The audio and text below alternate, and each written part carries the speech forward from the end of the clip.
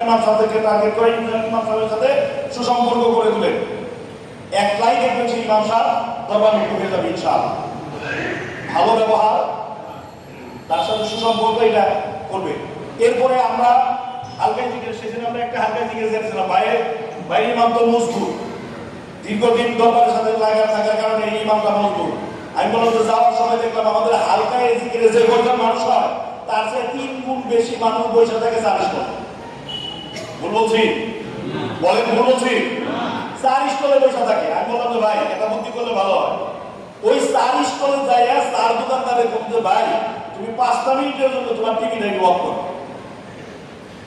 5 মিনিটের জন্য তুমি টিভিটা অফ করো, 5 মিনিটের জন্য টিভি অফ করো। ওই 5 মিনিট তাদেরকে দরবারের কথা, জিকিরের কথা, ওই 5 মিনিটও আছে, তারপরে টিভি দেখে দেবো।